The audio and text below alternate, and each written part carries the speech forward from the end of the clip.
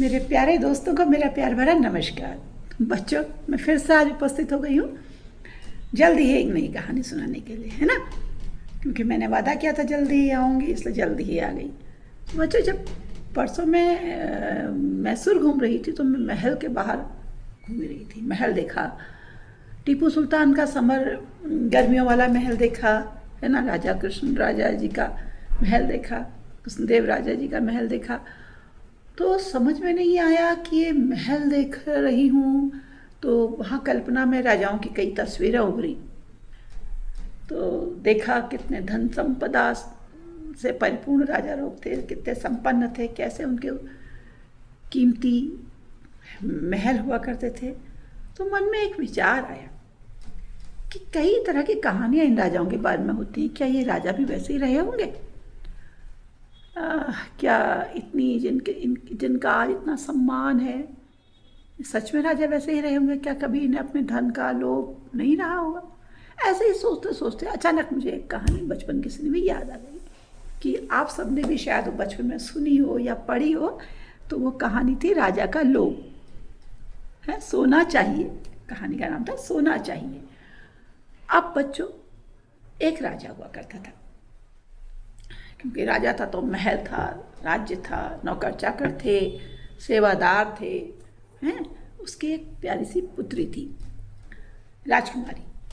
अब राजा क्या था कि एक दिन अचानक राजा के मन में ये आया कि काश मेरे पास कुछ और होता, कुछ और धन संपदा होती, कुछ ऐसा होता कि मैं बहुत अमीर हो जाता, सारे राजाओं से अमीर हो जाता, सारे राजाओं से अधिक संपन्न, धन संपन्न वाला हो जाता, सबसे बड़ा राजा कहलाता। ऐसा उसके मन में विचार आया।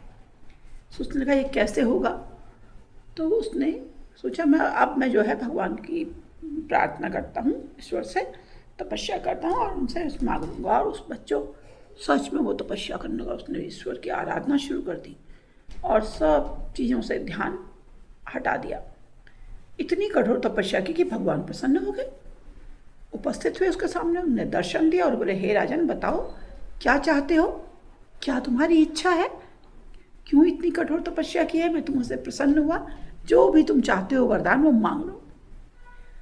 राजा ने देखा कि भगवान स्वयं उसके सामने सम्मुख है। उन्होंने प्रणाम किया, दंडवत, और बोला, महाराज, हे प्रभु, आप मुझे देना ही चाहते हैं, बस मुझे एक ही वरदान चाहिए, एक, केवल एक। आप मुझे ये वरदान दीजिए कि मैं जिस चीज़ का भी स्पर्श करूं, जिसे छूं, वो सोना बन जाए। सोना यानी गोल्ड। वो सोना तो नहीं समझा ना, नींद निकालने वाला वो नहीं, गोल्ड। भगवान बोले, मैं तो दे दूंगा बेटा, लेकिन तुम पछताओगे तो नहीं बाद में। बोला, महाराज कैसे भगवान कैसे पछताऊंगा, जब मुझे आप ये वरदान दे देंगे तो मैं जिस चीज़ को छूऊंगा वो सोना हो जाएगा मेरे पास। इतना सोना हो जाएगा तो मुझे किसी तरह का दुख तकलीफ तो होगी नहीं, और जब दुख तकलीफ नहीं होगी, कोई परेशानी नहीं होगी, तो मैं कैसे पछताऊंगा, बताइए। भगवान बोले, ठीक है, अगर तुम्हारी यही इच्छा है तो तथास्तु। तथास्तु माने जैसा तुम कह रहे हो वैसा ही हो। भगवान की ऐसी मुद्रा होती है, तथास्तु, जैसा आप कहें वैसा ही हो जाए, जैसा चाहते हैं वैसा हो जाए। ऐसे भगवान मुद्रा दिखाते हैं, अक्सर फोटो में देखा होगा। तो भगवान बोले, तथास्तु। तथास्तु कहते ही भगवान अंतर ध्यान हो गए और राजा प्रसन्नता के आवेग में भरा।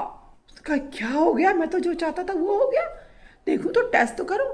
तो उसने जल्दी से अपने पास पड़ी सबसे पहले भगवान की मूर्ति को ही छुआ।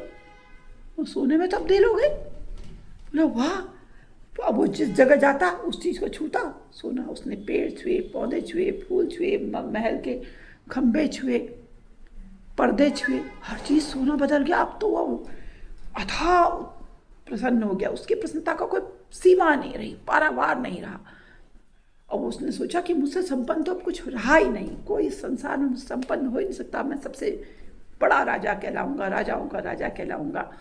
ऐसा सोचकर वह उत्साह में, और अधिक उत्साह में, अत्यधिक उत्साह कहते हैं इसको, और अंधा हो गया वो इस खुशी में कि वह हर चीज़ को छूता, जिस चीज़ को छूता हुआ सोना बन जाती। उसके चारों ओर सिर्फ सोना और सिर्फ सोना और सिर्फ सोना था। पूरा दिन वो हर चीज़ों को छूता रहा और कई चीज़ें उसकी हर चीज़ सोने में बदलती रही। अब दौड़ भाग करते करते बच्चों को थक गया, उसे पसीना आने लगा।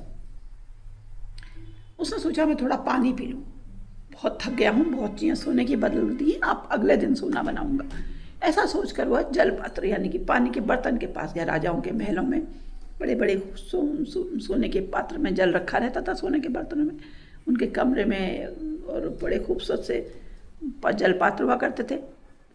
तो बच्चों, पात्र तो सोने का ही था बर्तन, लेकिन जैसे ही उसने उस जल को पात्र में डाला, वो जो पानी जो था उसने अपने गिलास उस जल पात्र से गिलास में डाला, तो उस पानी का स्पर्श करते ही पानी भी क्या हो गया, सोने में बदल गया। जैसे ही पीने लगा, बोला ये क्या हुआ।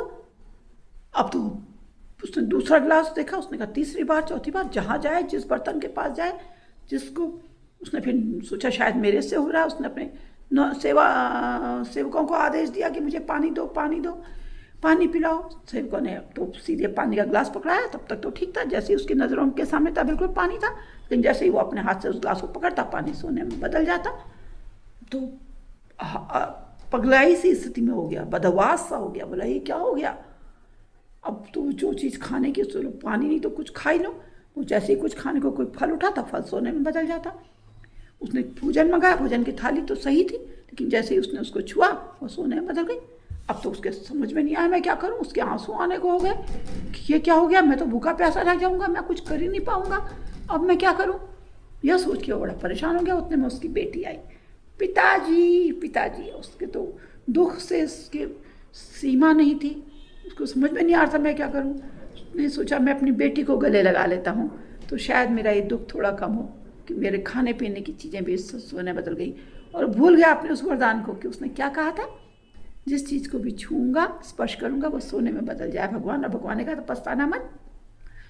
तो बच्चों, उसने अपनी बेटी को मेरी बिटिया कहकर ऐसे गले लगाया, और जैसे ही गले लगाया तो क्या देखता है कि उसकी वह बेटी एक सोने की मूर्ति में बदल गई। वह तो हतप्रभ हो गया, अब क्या होगा। वो रोने लगा, ये क्या हुआ, नहीं भगवान नहीं, मुझे ऐसा सोना नहीं चाहिए। उसने अपनी बेटी को हिलाया डुलाया, लेकिन नहीं, वो समझ गया ये गलत हो गया। वो होश में आया कि ये क्या कर दिया मैंने, ये क्या मांग लिया मैंने भगवान से। अब तो वो बहुत जोर जोर से रोने लगा, बहुत जोर से रोने लगा, हे भगवान मेरी बात सुनो, मुझे नहीं चाहिए ये सोना, मुझे नहीं चाहिए ये वरदान, मुझे मेरी बेटी ठीक कर दो, और मुझे कुछ नहीं चाहिए, मुझे नहीं चाहिए सोना, नहीं चाहिए। बहुत जोर जोर से रोने लगा। सारे सेवक सब आ गए, रानी आ गई, महल के सारे कर्मचारी आ गए। देखे राजा बेताशा रो रहा है, कह रहे हे भगवान मुझे नहीं चाहिए वरदान, ले लो अपना वरदान, ले लो अपना वरदान। रोता रहा, बेजार रोता रहा। जब बहुत देर देर जोर जोर से रोने लगा, तो ईश्वर को उस पर दया आ गई, और वो उपस्थित हुए। बोले अरे महाराज क्या हुआ, आप क्यों रो रहे हैं।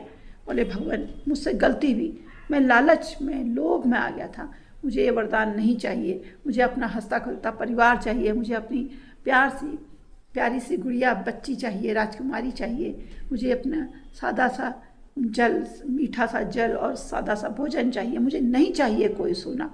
आप भले ही मुझसे सब कुछ ले लो, मगर मेरा परिवार, मेरी प्यारी सी बिटिया, मेरा सामान्य सा जीवन मुझे दे दो। भगवान बोले मैंने तो तुझसे पहले ही कहा था, पछताना मत लगो, तू तो अपने हट में अड़ा था कि नहीं मुझे तो वही चाहिए। बोला नहीं भगवान, अब मैं कोई हट नहीं करूँगा, एवं अब मैं आपसे किसी ऐसी चीज़ की मांग भी नहीं करूँगा जो जरूरी भी हो। मैं सीधा साधा जीवन व्यतीत करूँगा, मैं सारा अपना सब कुछ दान दे दूँगा, मुझे नहीं चाहिए महल दो महल, ये नहीं चाहिए धन संपदा, आप ले लो। भगवान को उस पर तरस आ गया। उन्होंने कहा ठीक है, अब जो जैसा था वो वैसा हो जाए, तुम खुश। बोला हाँ प्रभु मैं खुश। तो उसने अपनी बेटी को जैसे ही छुआ तो वो बच्ची फिर से अपने रूप में आ गई। बोली पिताजी क्या हो गया था आपको, आप क्यों रो रहे थे। बोले बेटा मैं होश में आ गया हूँ, मैं अंधा हो गया था संपत्ति के लालच में, और अब मुझे कुछ नहीं चाहिए। तो फिर उसने जिस जिसको छुआ था उसको फिर से छुआ, और वह सब अपने पूर्व रूप में आ गए। फिर से उसने अपने सारे सुख भोगों का त्याग कर दिया और एक सामान्य व्यक्ति की तरह जीवन जीने लगा। तो बच्चों कैसी लगी आपको ये कहानी। क्या इस कहानी में कुछ और आप बदलाव कर सकते हैं। क्या इस कहानी के शीर्षक को आप कुछ और रूप देना, नाम देना चाहेंगे। क्या आप इसके अंत को कुछ और तरीके से बदल सकते हैं, या इसमें कुछ और जोड़ सकते हैं। यह आपके ऊपर है, आप पर निर्भर करता है कि आप क्या कहें। आप जो भी चाहेंगे वो मुझे कमेंट में लिख सकते हैं कि ऐसा होना चाहिए था, ऐसा होना हो क्यों हुआ, ऐसा क्यों हुआ, ऐसा तो नहीं होना चाहिए था, या ऐसा हो सकता तो और अच्छा होता। आप ऐसा मुझे सब कमेंट में लिख सकते हैं। आपको ये कहानी कैसी लगी मुझे कमेंट में लिखकर बताइए। अच्छी लगी तो लाइक करिए, नहीं लगी तो डिसलाइक भी कर सकते हैं। कहानी को शेयर करिए अपने उन दोस्तों को जिन्होंने कहानियाँ अभी तक नहीं सुनी है मेरी। शेयर करने से क्या होता है बच्चों, ये कहानियाँ जो बहुत कहीं पुरानी कहानियाँ हैं और कहीं खोती जा रही हैं, तो एक हाथ से दूसरे हाथ और अनेक हाथों से होते हुए कहानी को, संसार को विस्तारित करती हैं। तो शेयर तो बहुत ज़रूरी करिए। और उनसे सब्सक्राइब करने को कहिए चैनल, वो भी शेयर करें, ऐसा उन्हें राय दीजिए। और इसका नाटक कर सकते हैं, इसमें अपने नए रूपांतर कर सकते हैं, इनके पुतलियाँ बना सकते हैं, राजा रानी, बेटी, देव, भगवान और अन्य लोगों की। इसको कठपुतलियों के माध्यम से, पुतलियों के माध्यम से भी, आप पपेट शो के माध्यम से भी सुना सकते हैं अपने लोग दोस्तों को। तो अंत में ये कहना चाहूँगी कि जिन्होंने मेरे चैनल को सब्सक्राइब किया उनका मैं हृदय स्थल से आभार व्यक्त करती हूँ। और जो मेरे चैनल में नए हैं वो इसे प्लीज़ लाइक, सब्सक्राइब और शेयर अवश्य करें, ताकि कहानियों का संसार अनवरत बढ़ता रहे, एक हाथ से दूसरे हाथ तक चलता रहे, पहुँचता रहे। तो जल्दी ही एक नई कहानी लेकर उपस्थित होंगी, शायद आपको वो भी पसंद आए और आप इंतज़ार करें मेरी कहानी का। तब तक आपसे विदा लेती हूँ। नमस्कार।